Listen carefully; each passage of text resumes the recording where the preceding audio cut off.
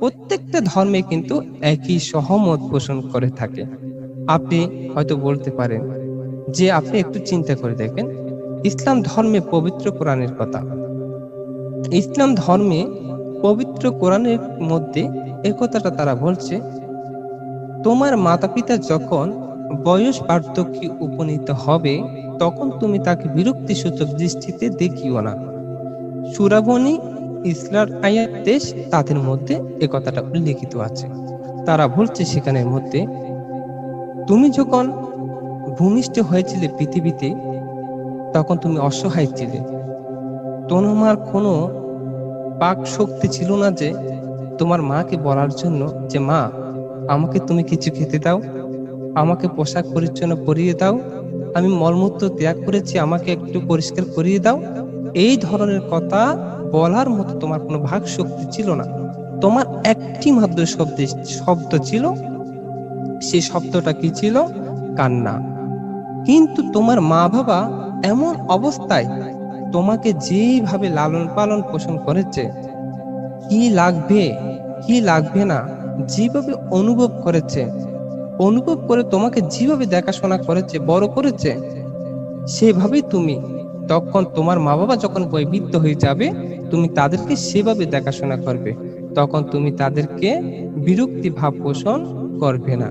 তো ধর্মপ্রাণ প্রিয় উপাসক উপাসিকা বিন্দু, আমাদের একটা চট্টগ্রামের ভাষায় কথা আছে না, যে বলে বুড়ো এলে গুড়োয় জেগে। মানুষ যখন আমরা বৃদ্ধ হয়ে যাই তখন ওই ছোটতে পরিণত হয়ে থাকি।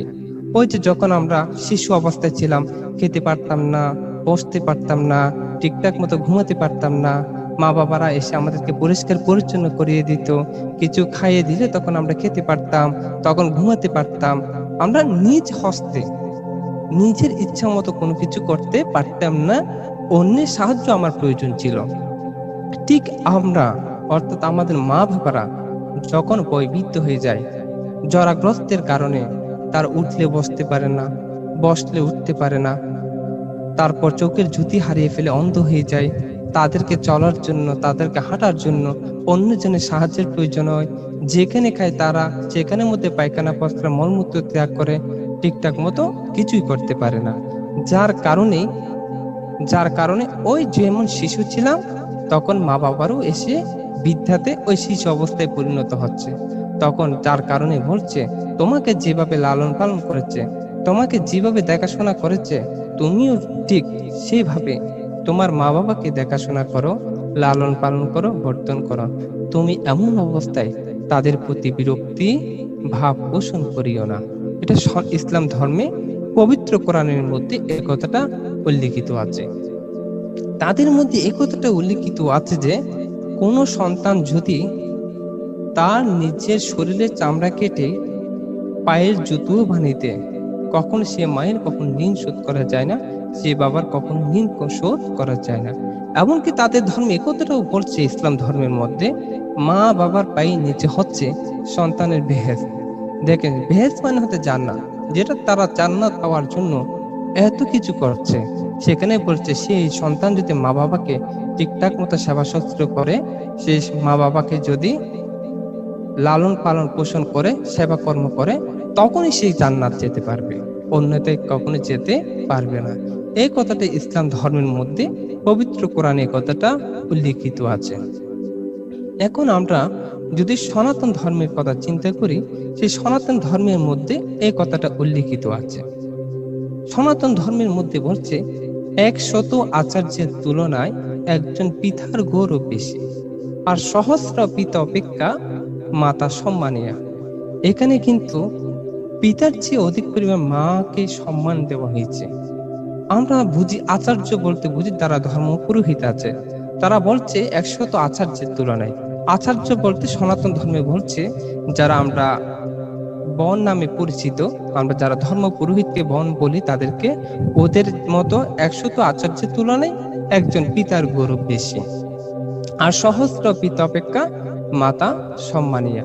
এখানে পিতার চেয়ে মাতাকে অধিক সম্মান দেওয়া হয়েছে, সেটা অন্য কারণে। যেমন কারণ হচ্ছে কি, আপনারা সকলে জানি যে বিশ্বের মধ্যে সবচেয়ে উন্নত রাষ্ট্র কোনটি বললে যে কোনো কেউ আমাদেরকে দেখিয়ে দিবে আমেরিকাকে।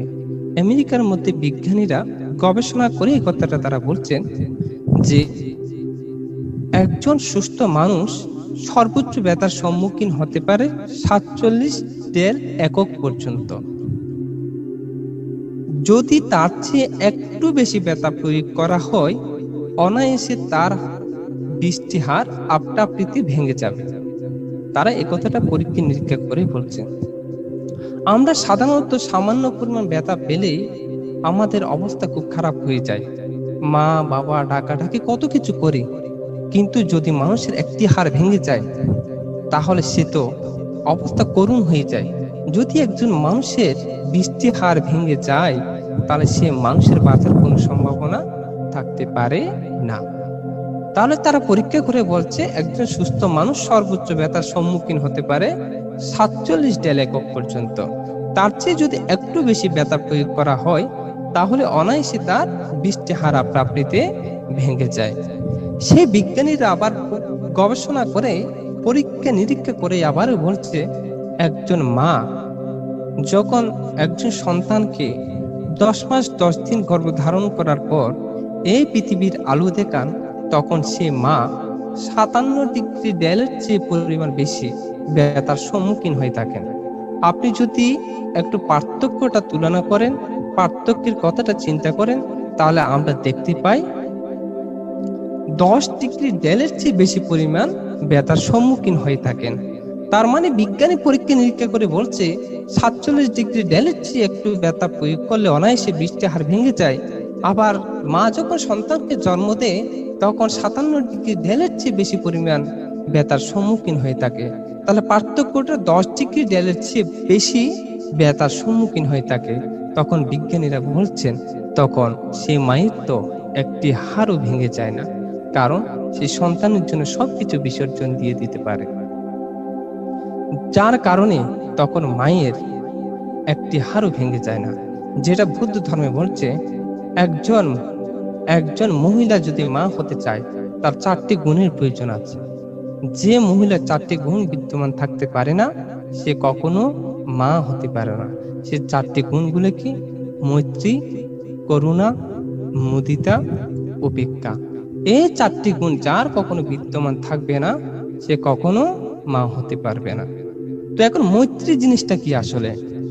আমরা যখন সন্তানরা মায়ের গর্ভে ছিলাম 10 মাস 10 দিন, মাকে ঠিকঠাক মতো খেতে দিইনি, ঘুমাতে দিইনি, বসতে দিইনি, ওনাকে স্বাধীন মতো চলতে দিইনি, অনেক কষ্ট দিয়েছি তাদেরকে।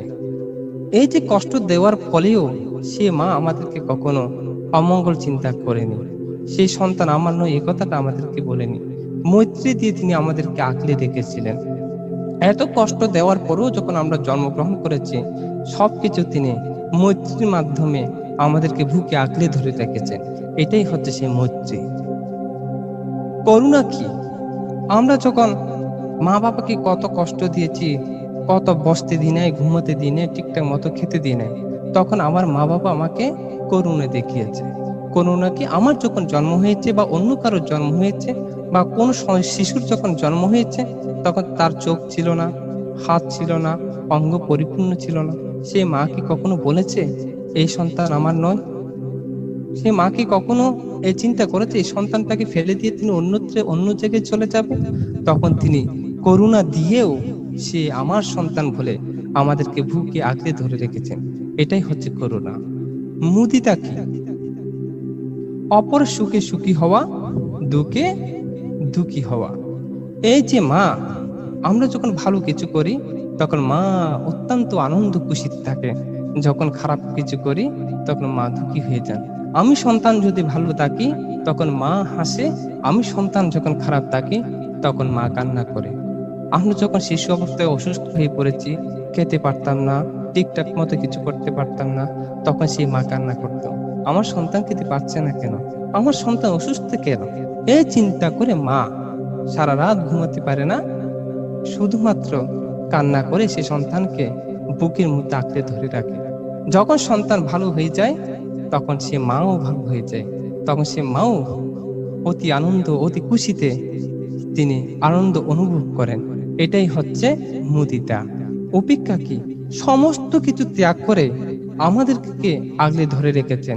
এই যে কষ্ট, অন্ধ হয়ে গেলাম, বধির হয়ে গেলাম, সমস্ত কিছু তিতিক্ষার পরেও সে মা যে আমাদেরকে আগলে ধরে আমাদেরকে মানুষ করেছে, এটাই হচ্ছে কি উপেক্ষা। এই যে একজন মায়ের এই 4টি গুণ থাকে বলেই সে একজন সন্তানের মা হতে পারেন, না হলে অন্য তাই তিনি মা হতে পারেন না। এই জন্য সনাতন ধর্মে এই কথাটা তারা বলছেন, 100 আচার্যের তুলনায় একজন পিতার গৌরব বেশি, আর সহস্র পিতা অপেক্ষা মাতা অধিক সম্মানীয়া। এই কথাটা তাদের ধর্মীয় সনাতন ধর্মের মধ্যে বলছে, মানস সংহিতা অধ্যায় 2 শ্লোক 145। তাদের এটা সুস্পষ্টভাবে উল্লেখিত আছে। আবার এই সনাতন ধর্মের মধ্যে এই কথাটাও তারা বলছেন যে পিতাই স্বর্গ, পিতাই ধর্ম, পিতাহি পরম তপ, পিতরের প্রীতিমা বন্যে পিয়ন্তে সর্বদেবতা। বলছে তারা পিতাই হচ্ছে স্বর্গ, পিতাই হচ্ছে ধর্ম, পিতাই হচ্ছে পরম তপস্যার বিষয়। কোন সন্তান যদি সে মা বাবাকে লালন পালন করে, সেবা কর্ম করে, তাদের মঙ্গলময় চিন্তা চেতনা করে, তাহলে সে সন্তান কিভাবে ভালো থাকবে, সে তার এই বিষয় নিয়ে কোনো চিন্তা করতে হয় না। সে যদি মা বাবাকে ভালো রাখতে পারে, দেবতারা সে সন্তানকে আপনা আপনিতে ভালো রাখবে। এ কথাটা উল্লেখিত আছে সনাতন ধর্মের মধ্যে। এখন আমাদের বৌদ্ধ ধর্মে পবিত্র ত্রিপিটকের কথায় আসি।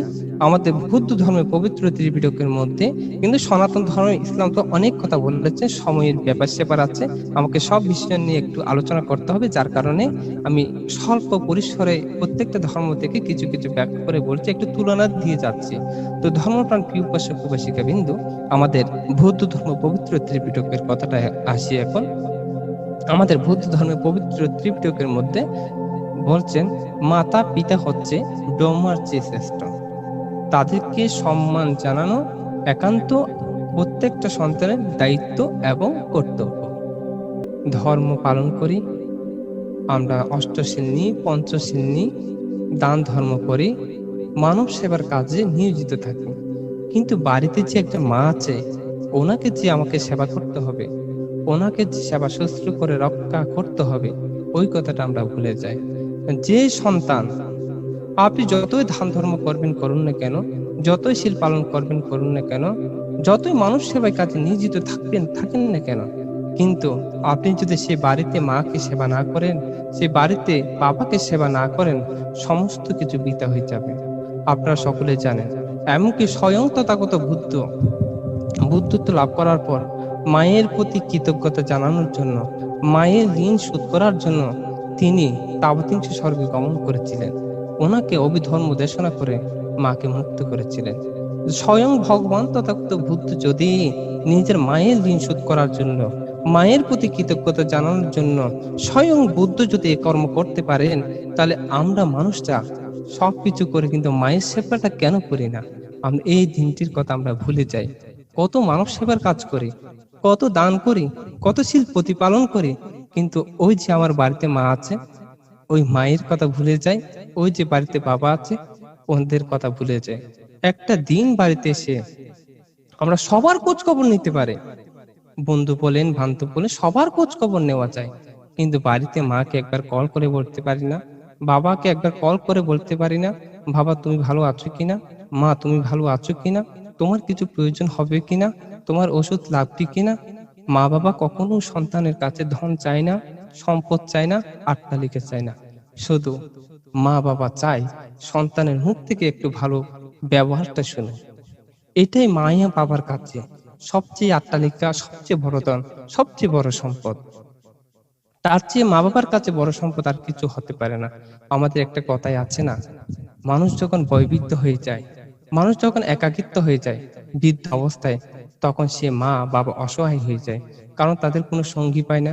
যখন অসহায় হয়ে যায়, একাকিত্ব হয়ে যায়, তখন তাদের দুশ্চিন্তায় তারা নিমগ্ন থাকে, তখন তারা চিন্তায় নিমগ্ন থাকে, তখন নানা ধরনের রোগ ব্যাধি তাদেরকে আক্রমণ করে। এমন অবস্থায় যদি মা বাবার পাশে যদি একটু সন্তানরা থাকতে পারে, মা বাবার কাছ থেকে যদি সেই সন্তানরা একটু আশীর্বাদ নিতে পারে, তাহলে সেই সন্তানের জীবন অনেক উন্নত হয়ে যাবে। এই জিনিসটা আমরা সন্তানরা বুঝি না।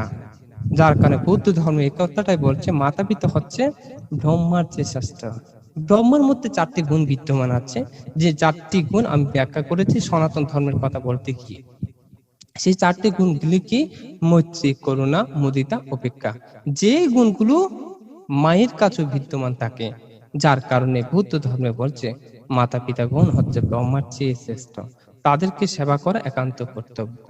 তো ধর্মপ্রাণ প্রিয় উপাসক উপাসিকা বিন্দু, এমনকি বৌদ্ধ ধর্মে অঙ্গুত্র নিকায় নামে একটি গ্রন্থ আছে, যে গ্রন্থের মধ্যে এই কথাটাও উল্লেখিত আছে যে বলছে কোন সন্তান তার মা বাবা যদি 100 বছর বেঁচে থাকে, সে মা বাবাকে যদি বাম কাঁধে এবং ডান কাঁধে নিয়ে, সেই মা বাবা যদি সন্তানের বাম কাঁধে এবং ডান কাঁধে পায়খানা প্রস্রাব করে, মলমূত্র ত্যাগ করে, তারা যদি আহার নিদ্রাও করায়, তথাপি সে মা বাবার একটি স্তনের দুধের পরিমাণ কখনো লীন সুদ হয় না। এই কথাটা অঙ্গুত্র নিকায়ের মধ্যে সুস্পষ্টভাবে উল্লিখিত আছে। তাহলে আপনারা বলতে পারেন যে ভান্তে, আমরা কি সারা জীবন মা বাবার কাছে ঋণী থেকে যাব? কিন্তু অন্যান্য ধর্মের মধ্যে বলছে মা বাবার ঋণ কখনো শোধ করা যায় না। তবে বৌদ্ধ ধর্মে বলছে মা বাবার কিছু ঋণ শোধ করা যায়, যদি সেই মা বাবাগণ যদি অধার্মিক হয়, সে সন্তান যদি সে মা বাবাকে ধর্মপরায়ণ করতে পারে, তখন মা বাবার ঋণ শোধ করা যায়। তখনই ওই মা বাবাগণ সন্তানের কাছে আবার ঋণী হয়ে যায়। কোনো মা বাবা যদি দুশ্চীল দুচরিত্রের অধিকারী হয়, সে মা বাবাকে যদি শীল সম্পদে পরিণত করতে পারে, যদি শীল সম্পদে পরিণত করানোর পর তারা যদি কোনো শ্রোতাবতী মার্গলাভ এরকম কোনো কিছু ফল যদি লাভ করে, তখন সেই সন্তানগণ মা বাবার কাছে ঋণ শোধ করতে পারেন। আবার তখন ওই সন্তানগণ ওই মা বাবাগণ সন্তানের কাছে ঋণী হয়ে যায়। কোন মা বাবা যদি সম্মুখ দৃষ্টি সম্পন্ন না হয়ে, তখন সেই সন্তান যদি তাদেরকে ধর্মের কথা বলে, শীলের কথা বলে, প্রজ্ঞার কথা বলে, তাদেরকে যদি সম্মুখ দৃষ্টিপরায়ণ করতে পারেন, তখন মা বাবা ঋণ শোধ করা যায়। কিন্তু তখন সেই মা বাবাগণ সন্তানের কাছে ঋণী হয়ে যায়। তো ধর্মপ্রাণ প্রিয় উপাসক উপাসিকা বিন্দু, আপনারা দেখেন প্রত্যেকটা ধর্মের মধ্যে মা বাবার সেবার কথা উল্লিখিত আছে। এমন কোন ধর্ম নেই এখনো অবধি যে ধর্ম বলেছে যে মাতা পিতাকে সেবা করিও না। প্রত্যেকটা ধর্মের মধ্যে মাতা পিতাকে সেবার কথা বলছে। আমরা পুণ্যের কথা বলি না? পুণ্যের কথা তো আমরা সকলে জানি, যে আমরা ভান্তেরা যখন কোনো ধর্ম আলোচনা সভায় যাই, বা কোনো দায়িকরা যখন ধর্ম দেশনা শ্রবণ করে, তখন ভান্তেরা তো একটি কথা বলেন যে ধাম্মাচারে ধাম্মা রক্ষার্থী, যারা ধর্ম আচরণ করেন তাদেরকে ধর্ম রক্ষা করেন। তো ধর্ম আসলে আমাদেরকে কিভাবে রক্ষা করে? আসলে ধর্মটা কি? আমরা অনেকে মনে করি যাহা কিছু সত্য তাহাই কি ধর্ম। আসলে ওইটা ধর্ম নয়। প্রত্যেকটা কিছুর এক একটা ধর্ম আছে, পৃথিবীর এক একটা ধর্ম আছে, মানুষের এক একটা ধর্ম আছে, বস্তুর এক একটা ধর্ম আছে, খারাপ মানুষেরও এক একটা ধর্ম আছে, ভালো মানুষেরও এক একটা ধর্ম আছে। ধর্ম হচ্ছে ধারণা করা। ধর্ম হচ্ছে কি? ধারণা করা। যাহা কিছু ধারণা করব তাহাই হচ্ছে ধর্ম। আমি যদি খারাপ কিছু ধারণা করি, ওটা হচ্ছে খারাপ ধর্ম। যাহা কিছু ভালো ধারণা করি, ওটা হচ্ছে ভালো ধর্ম। তার মানে আপনি বলতে পারেন ভালো ধর্মটা কি? যাহা কিছু সত্য, যাহা কিছু মিথ্যা নয়, যাহা কিছু অন্যের উপকার আছে, যাহার মাধ্যমে আমরা দুঃখ মুক্তির পথ অন্বেষণ করতে পারি, তাহাই হচ্ছে সত্য ধর্ম, তাহাই হচ্ছে ভালো ধর্ম। এটাই হচ্ছে সত্য ধর্ম, এটাই হচ্ছে ভালো ধর্ম। ধর্মকে এভাবে দুইভাবে বিশ্লেষণ করা যায়। তো আসলে সত্য ধর্ম, ভালো ধর্ম আমার জীবনকে, আপনার জীবনকে কিভাবে রক্ষা করবে? আমরা তো বলি ধাম্মাচারে ধাম্মা রক্ষার্থী, ধর্ম যারা আচরণ করে তাদেরকে ধর্ম রক্ষা করে। তো কিভাবে রক্ষা করে একটা উপমা দিয়ে বলি আস। তো ধর্মপ্রাণ প্রিয় উপাসক উপাসিকা বিন্দু, একবার একটা ছেলে একটা জায়গায় ভ্রমণ করতে গেল। ভ্রমণ করতে গিয়ে সেখানের মধ্যে ঝড় বাতাস উত্থান পতন শুরু হলো। এখন সেই ছেলেটা ভাবছে আমি এখানে ঘুরতে আসলাম, এখন তো ঝড় বাতাস উত্থান পতন শুরু হলো। যার কারণে তাকে নিজেকে রক্ষা করার জন্য একটা গুহার মধ্যে সে আশ্রয় নিল। তো কিছুক্ষণ পর ওই ঝড় বাতাসে বিশাল একটা পাথর এসে পরে ওই মুখটা বন্ধ করে দিল, গুহার মুখটা। এখন ছেলেটা বসে বসে ভাবছে, এখানে কোনো অক্সিজেন নেই, আলো বাতাস নেই, 5 থেকে 10 মিনিট হলেই সমস্ত কিছু তো শেষ হয়ে যাবে। এখানে অন্ধকার অন্ধকার, আমি আমার জীবনকে কিভাবে রক্ষা করতে পারি? তখন সে ভাবছে 5 থেকে 10 মিনিটের মধ্যে যে সময়টুকু আমার হাতে আছে, ওই সময়টার মধ্যে আমাকে এই পাথরটাকে ধাক্কা দিয়ে নাড়িয়ে ফেলতে হবে, না হলে আমি আমার জীবনকে রক্ষা করতে পারবো না। তো যার কারণ ওই ছেলেটা সেখানে বসে তার সমস্ত শক্তি একত্র করে ওই বিশাল পাথরটাকে ধাক্কাতে শুরু করলো। ধাক্কানোর পরেও সে কিঞ্চিত পরিমাণ পাথরও সে নাড়াতে পারলো না। তখন সে অসহায় হয়ে গেল।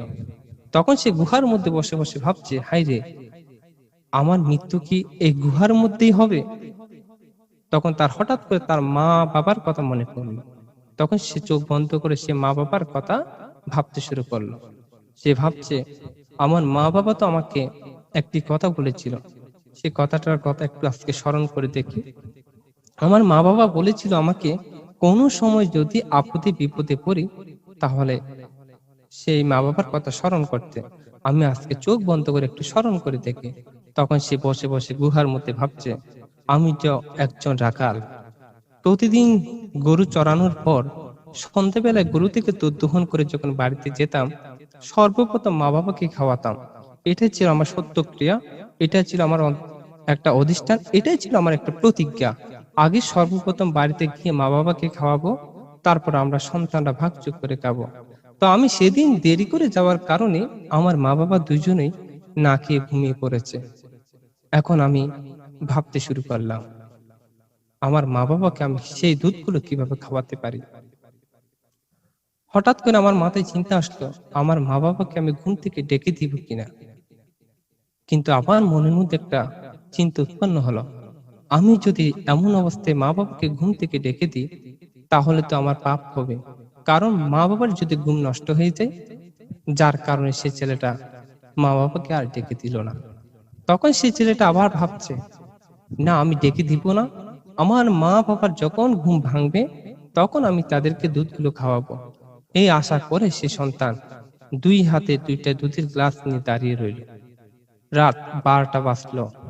তখন ছেলে সন্তানরা এসে হা হুতাশ করতে শুরু করলো দুধ খাওয়ার জন্য। কিন্তু সেই সন্তান, সে একটা প্রতিজ্ঞা করেছিল, আগে মা বাবাকে খাওয়াবে, তারপর ছেলে সন্তানরা যারা আছে সবাই ভাগযোগ করে খাবে। যার কারণে সেই সন্তানদেরকে পর্যন্ত দুধ দিল না, কোনো রকম ভাবে তাদেরকে সান্ত্বনা দিয়ে ঘুমিয়ে পড়ালো। ওই ছেলে দাঁড়িয়ে রইল, কখন আমার মা বাবার ঘুম ভাঙবে। 12টা, 1টা, 2টা, 3টা বাজতে বাজতে এইভাবে হতে হতে ভোর হয়ে গেল।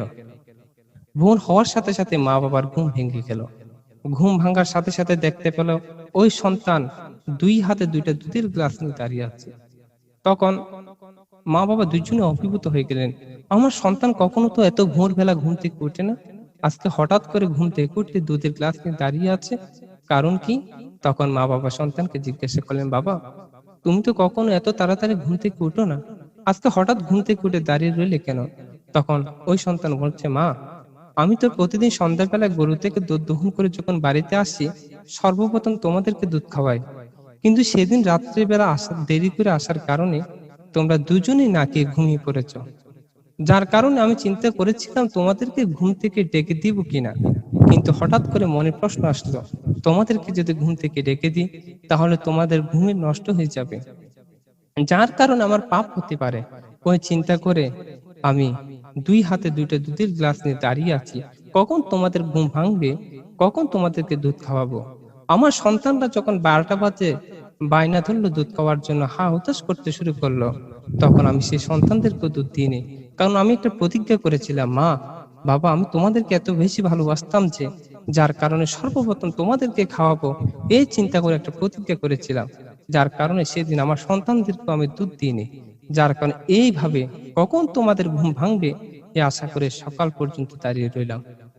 এই কথাটা শুনে সন্তানের মুখ থেকে মা বাবার চোখে অশ্রু ঝরে পড়ল।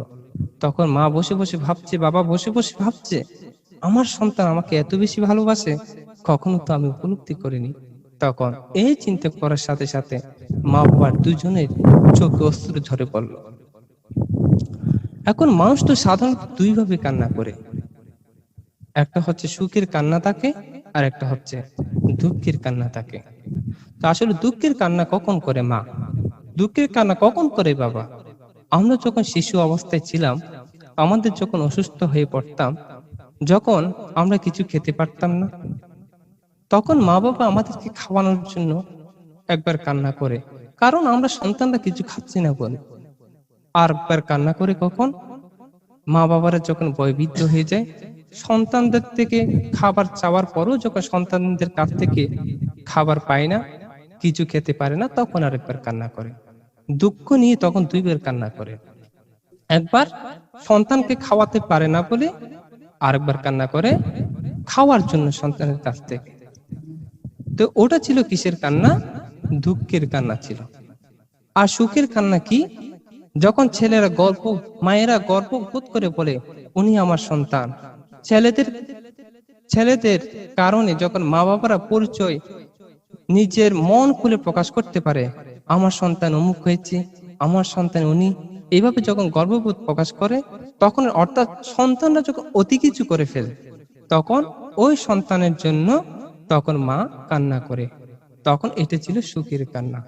তো ওই গুহার মধ্যে ওই মা বাবার দুইজনের কান্নাটা ছিল সুখের কান্না। তখন তিনি ভাবছে আমার সন্তান আমাকে এইভাবে ভালোবাসে। তখন সেই মা বাবা তাকে মন ভরে আশীর্বাদ করলো। তখন বলছে, বাবা, কোনো সময় যদি বিপদে পড়িস, কোনো সময় যদি আপদে পড়িস, আজকে সেই মায়ের কথাটা তুই স্মরণ করবি। তখন ওই গুহার মধ্যে বসে বসে ভাবছে, আমি যদি সেদিন মা বাবার সাথে ভালো ব্যবহার করে থাকি, সেদিন যদি ধর্মময় জীবন করে থাকে, ধর্ম বলে যদি কিছু থাকে, পুণ্য বলে কিছু থাকে, তাহলে আমি চোখ বন্ধ করে সেই পুণ্যের কথা, সেই অধিষ্ঠানের কথা, সত্যের কথা, প্রতিজ্ঞার কথা স্মরণ করছি, আমি যাতে আমার জীবনকে রক্ষা করতে পারি। এই কথাটা স্মরণ করার সাথে সাথে ওই পাথরটা যেভাবে ঝড় বাতাসে এসে পড়েছে, সেইভাবে ঝড় বাতাস আপনা আপনিতে ওই পাথরটাকে সরিয়ে নিয়ে গিয়েছে। তখন সে নিজের জীবনকে রক্ষা করলো। তখন সে বসে বসে ভাবছে, সামান্য পরিমাণ মা বাবাকে এতটুকু শ্রদ্ধা করেছি বলেই, মা বাবার প্রতি ভালোবাসা ছিল বলেই যদি আমার জীবন কিভাবে রক্ষা করতে পারি, তাহলে আমার মা বাবাকে যদি মাথায় তুলে সেবা করে রাখি, তাহলে আমার জীবনটা কেমন হতে পারে। তখন সে পাড়ার প্রতিবেশীদের এসে বুঝাতে শুরু করলো, আসলে এটাই হচ্ছে সে মা বাবা, এটাই হচ্ছে সে আশীর্বাদ। আমাদের লোকনীতির একটা কথা আছে খুব সুন্দর, বিদেশে বিপাকে যদি কারো পুত্র সন্তান মারা যায়, পশু পাখি না জানিতে জানে তার মায়। তারা বলছেন, আপনারা দেখবেন কোন সন্তান যদি বিদেশে থাকে, বিপাকে থাকে, ও যখন সেই সন্তানগুলো অসুস্থ হয়ে যায়, বিপদে পড়ে, তখন মায়ের মনটা যেন কেমন করে। তখন সে মায়ে নিজে বলে আমার সন্তানের কিছু হয়েছে কিনা, তখন সে ভাবনা চিন্তাগুলো করে থাকে। তখন আসলে পরবর্তীতে এসে দেখা যায় আসলে এই সন্তানের কিছু না কিছু হয়েছে। দেখেন মায়ের সাথে একটা আত্মার সন্তান কি বন্ধন, এই যে বন্ধন, এই সন্তানটা আমরা বুঝি না, যার কারণে মা বাবাকে আমরা কষ্ট দিয়ে থাকি। তো ধর্মপ্রাণ উপাসক উপাসিকা বিন্দু, একবার আমাকে এক উপাসক প্রশ্ন করছিলেন, ভান্তে, আপনারা তো মা বাবাকে সেবার কথা বলেন, তো আমরাও তো চাই মা বাবাকে সেবা করতে।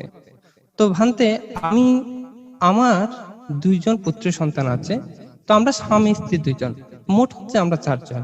সকালবেলা ঘুম থেকে উঠে নাস্তা করার পর আমরা সন্তানদেরকে স্কুলে পাঠিয়ে দিই। আমার স্ত্রীও চাকরিতে চলে যায়, আমিও চাকরিতে চলে যাই। এখন মা বাবা দুজনেই একা, বয়বৃদ্ধ, তাদেরকে দেখাশোনা করার মতো কেউ নেই। এখন আমরা চিন্তা করেছি যে ওই মা বাবাকে একটু বৃদ্ধাশ্রমে পাঠিয়ে দিব। এখন যদি তাদেরকে বৃদ্ধাশ্রমে পাঠিয়ে দিই, তাহলে তারা সেখানে অনেক সঙ্গী পাবে, তাদের সাথে কথাবার্তা বলতে পারবে, তার মানে তারা অনেক বেশি ভালো থাকতে পারবে। তো ভান্তে, আপনারা যে এই যে বৃদ্ধাশ্রমের কথা বলি আমরা, ওটাকে আপনারা খারাপ মনে করেন কেন? সে আমাকে ওই প্রশ্নটা করলো। এখন আমি ওই উপাসককে বললাম যে, উপাসক, আপনি বলুন তো আপনার কাছে আপনজনকে। তখন সে বলল, ভান্তে, আমার কাছে আপনজন হচ্ছে আমার পুত্র সন্তান। বলে, আমি সমস্ত ক্লান্তি করে যখন বাড়িতে এসি, আমার সন্তান যখন আমাকে বাবা বলে জড়িয়ে ধরে, আমার মেয়ে যখন বাবা বলে জড়িয়ে ধরে, তখন আমার সমস্ত ক্লান্তি দূর হয়ে যায়। তখন আমি আমার পুত্র সন্তানকে ছাড়া আর কিছুই দেখি না, ওরাই হচ্ছে আমার সবচেয়ে আপনজন। তখন আমি ওই উপাসককে জিজ্ঞেস করেছিলাম, উপাসক, আপনার মা আপনার কাছে যদি সবচেয়ে আপনজন বেশি আপনার পুত্র সন্তান হয়ে থাকে, তাহলে আপনার মায়ের কাছে আপনজন কে হতে পারে? তখন সে বলল, ভান্তি, আমার মায়ের কাছে, আমার বাবার কাছে তো আপনজন আমরাই তো হব। কারণ আমার সন্তান যেমন আমার কাছে আপনজন, আমার মায়ের কাছে আমার সন্তানরা আপনজন। তখন আমি ওই উপাসককে জিজ্ঞেস করেছিলাম, আপনি বলুন তো উপাসক, আপনি কাদের সাথে সময় কাটাতে বেশি পছন্দ করেন, স্বাচ্ছন্দ্য বোধ মনে করেন? তখন ওই উপাসক বললেন, ভান্তে, আমার ছেলে মেয়েদের সাথে আমি সময় কাটাতে বেশি স্বাচ্ছন্দ্য বোধ করি। তখন আমি ওই উপাসককে আবার প্রশ্ন করেছিলাম, উপাসক, আপনি বলুন এখন, আপনার মা বাবা কাদের সাথে সময় কাটাতে স্বাচ্ছন্দ্য বোধ পছন্দ করে? বলে, ভান্তে, আমাদের সাথেই তো কাটাতে স্বাচ্ছন্দ্য বোধ বেশি পছন্দ করে। তখন আপনি বলুন উপাসক, আপনি যখন ছোট ছিলেন তখন আপনার মা বাবা আপনাদের মতো কি চাকরি করেনি? বলে, ভান্তে, হ্যাঁ করেছে। তাহলে সমস্ত চাকরি করেও আপনাদেরকে ডাক্তার বানাতে পারলে, ইঞ্জিনিয়ার বানাতে পারলে, প্রফেসর বানাতে পারলে, কেন আপনি আপনার মাকে আজকে যে বৈবিধ্য আশ্রমের কথা চিন্তা করছেন? আপনার মা তো আপনাকে সেদিন এই কথাটা বলতে পারতো, আমি চাকরিজীবী, আমার সন্তান, আমার স্বামীও তো চাকরিজীবী, আমার সন্তানকে তো দেখাশোনা করার মতো কেউ নেই, আমি আমার সন্তানদেরকে মা বাবা নেই বলেই আমি তাদেরকে অনাথ আশ্রমে পাঠিয়ে দিব। সারাটা দিন পরিশ্রম করে মা বাবা দুজনে আপনাদেরকে আগলে ধরে যেভাবে ডাক্তার, ইঞ্জিনিয়ার, প্রফেসর বানিয়েছে, আজকে তাদের সাহায্যের সময়, তাদেরকে দেখাশোনা করার সময় আপনি কেন ওই তাদেরকে বৃদ্ধাশ্রমের কথা ভাবছেন? ওনারাও চাইলে কিন্তু সেরকম ব্যস্ততা দেখাতে পারতো।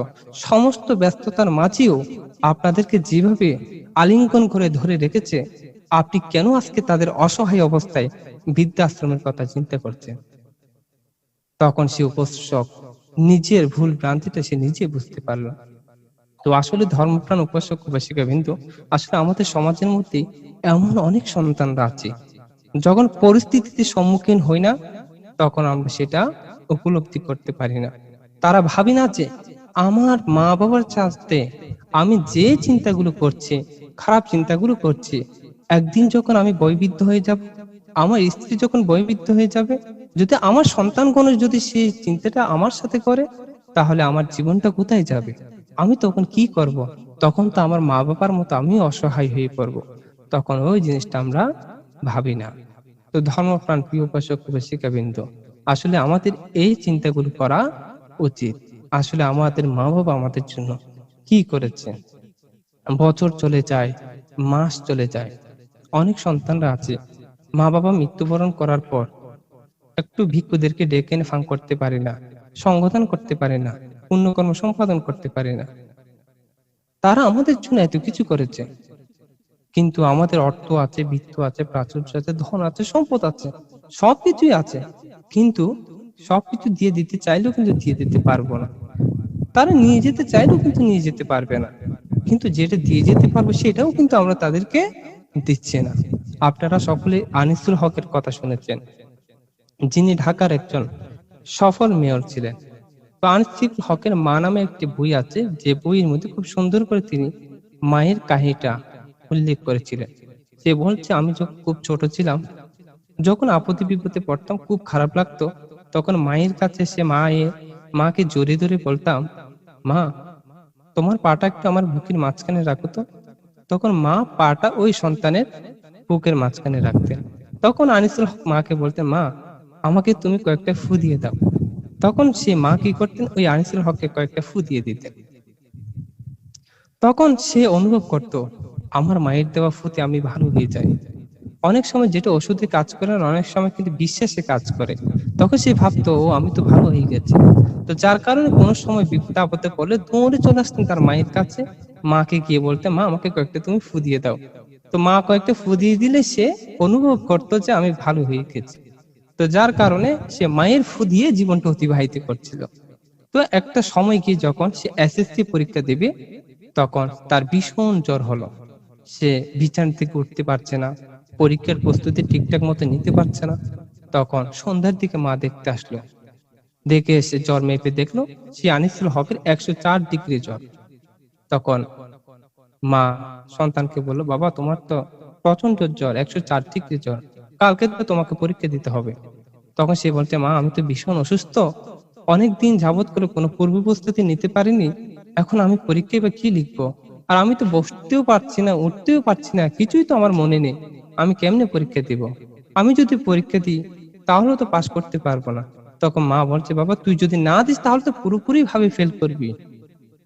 আচ্ছা থাক, তুই যাই দেখিস, যা কতটুকু লিখতে পারিস দেখ, অন্তত পক্ষে পাঁচটা হলে করতে পারিস কিনা। তখন ওই মা ছেলেকে মাথায় হাত বুলিয়ে দিয়ে চলে গেলেন। যখন সকাল বেলা হলো, সে মা এই সন্তানকে হাত ধরে পরীক্ষার কক্ষের মধ্যে নিয়ে গেলেন। তো এই আনিসুল হকের পরীক্ষা শুরু হলো, 3 ঘন্টার পরীক্ষা শুরু হলো। এখন সে অবাকা মা দাঁড়িয়ে রইলেন, কখন আমার সন্তান আসবে? পরীক্ষা দিচ্ছে সন্তান, মায়ের অবস্থা খুব খারাপ হয়ে যাচ্ছে, আমার পরীক্ষা, আমার সন্তান কি হচ্ছে, সে ঠিকঠাক মতো লিখতে পারছে কিনা, তার কমন এসেছে কিনা। তখন সে মা অবকা সন্তানের জন্য দাঁড়িয়ে রইলেন, আমার সন্তান কখন পরীক্ষার কক্ষ থেকে বের হবে। ওই আনিসুল হক 3 ঘন্টার পরীক্ষা 2 ঘন্টার মধ্যে দিয়ে তিনি বের হয়ে চলে আসতেন। মা তার দিকে তাকিয়ে থাকলেন, কিরে, পরীক্ষা তো 3 ঘন্টা, আমার সন্তান 2 ঘন্টা দিয়ে চলে আসলেন, কারণ কি? তখন জিজ্ঞেস করলেন মা, কিরে বাবা, বলে পরীক্ষা দিয়েছিস? বলে হ্যাঁ মা, পরীক্ষা দিয়েছি। বলে কত আনসার করেছিস? বলে মা 34 আনসার করেছি। তো মা জিজ্ঞেস করলো পাস কত?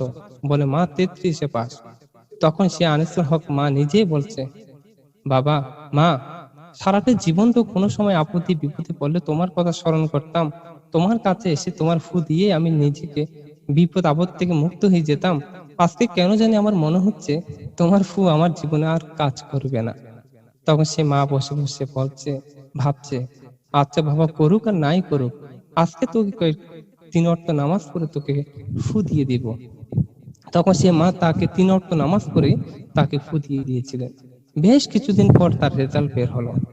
তখন সে আনিসুল হক 34-এ 34 নাম্বার পেয়েছিল। তখন তাকে একদিন বিশ্ববিদ্যালয়ের মধ্যে প্রধান অতিথি হিসেবে তাকে নিয়ে যাওয়া হয়।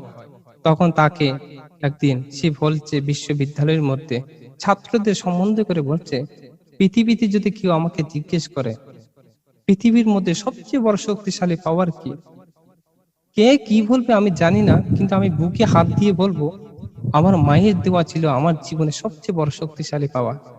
বলে আমার জীবন আমি মায়ের ফু দিয়ে জীবনটা অতিবাহিত করেছিলাম। তো ধর্মপ্রাণ প্রিয় উপাসক শিক্ষাবৃন্দ, আসলে আমরা দাঁত থাকতে যেমন দাঁতের মর্যাদা দিই না, ঠিক আমরা বুঝছি না যে মা থাকতে মা বাবা যে আমাদের কত বড় জিনিস। অনেক যারা মা বাবা হারিয়েছেন তারাই বুঝতে পারছেন, আসলে মা বাবা ছিল আমাদের সবচেয়ে বড় সঙ্গী, সুখের সাথে ছিল, দুঃখের সাথে ছিল। আমাদের যতই বন্ধু বান্ধব বলো, যতই আপনজন বলুন না কেন, কাউকে যদি খারাপ কথা বলি, তারা আমাদের থেকে আমাদেরকে রেখে বিদায় দিয়ে চলে যায়। কিন্তু আপনি মাকে বাবাকে যতই খারাপ কথা বলুন না কেন, কিন্তু সে মা বাবা কোনো সন্তানকে ছেড়ে চলে যায় না। তবু সে মা বাবা চায় আমার সন্তান, আমার ছেলে আমি বুকের মধ্যে আঁকড়ে ধরে রাখি। এটাই হচ্ছে সে মা। তো ধর্মপ্রাণ প্রিয় উপাসক উপাসিকা বৃন্দ, তো এখনো পর্যন্ত যাদের মা বেঁচে আছে, বাবা বেঁচে আছে, তাদেরকে সেবা শুশ্রূষা করবেন, তাদেরকে সর্বদা দেখাশোনা করবেন, রক্ষণাবেক্ষণ করবেন। তো সবসময় পুণ্যের কাছে প্রার্থনা করি, কোনো মা বাবাকে যাতে বৃদ্ধ আশ্রমে যেতে না হয়। আমরা একজন ডাক্তার কখনো ভালো মানুষও হতে পারে না, একজন ডাক্তার ভালো মানুষ হতে পারে না, একজন প্রফেসর কখনো ভালো মানুষ হতে পারে না, একজন রাজনীতিবিদ কখনো ভালো মানুষ হতে পারে না, একজন পুলিশ অফিসার কখনো ভালো মানুষ হতে পারে না। একজন ভালো মানুষ একজন ডাক্তার হতে পারে, একজন ভালো মানুষ একজন পুলিশ অফিসার হতে পারে, একজন ভালো মানুষ একজন ভালো রাজনীতিবিদ হতে পারে, একজন ভালো মানুষ একজন ভালো প্রফেসর হতে পারে।